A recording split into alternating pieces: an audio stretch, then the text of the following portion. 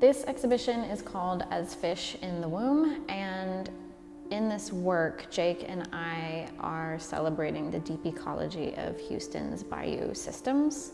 It's a collaborative exhibition where we spent a lot of time at the bayou, and we were looking at the water as a living being and looking at all of the different types of beings that live there, both bodied and not bodied, so spirits of place, bacteria, algae, fish, plants, and seeing how all those beings kind of come together to form what is a mostly overlooked and disparaged ecosystem.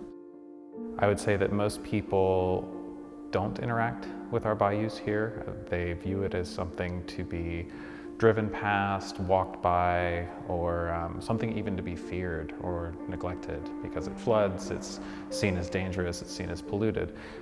But really, when you think of waters here in Houston especially, I mean, these are life-giving waters. The exhibition has a foundation in photo-based work. There are a lot of photographs that were taken on site at the bayou that are looking at light phenomena and water phenomena and how light and water are merging to create playful visualizations of what spirits of place might look like.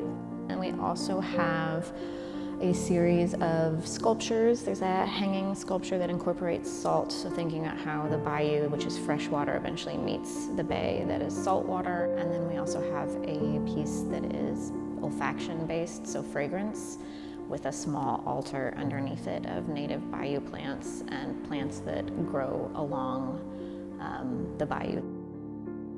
We would go essentially daily. It would almost be somewhat ritualistic in its own sense, but many of the images in here are the result of 6, 7, 8 or so visits to the exact same place under different conditions, trying things out slightly differently, really showing up to the place and getting to know it. We were able to photograph some of these locations when it was almost 80 degrees and sunny, or when we had a freak snowstorm here in Houston. And I think spending that amount of devoted time in these places really helped us to understand the nature of the bayou and the essence of the bayou from our own perspective. Collaborations with Margaux are quite seamless. A lot of folks have a hard time understanding the breadth to which this is a collaboration. So some people say, well, which pieces are yours and which pieces are Margaux's? And they're all both of ours, you know, in a really fundamental way. What we enjoy about Throughline is that you have the space and the flexibility to show work that isn't fully finished. So it was an opportunity to sort of have a check-in partway through our project, kind of feel out where the project wants to go from here.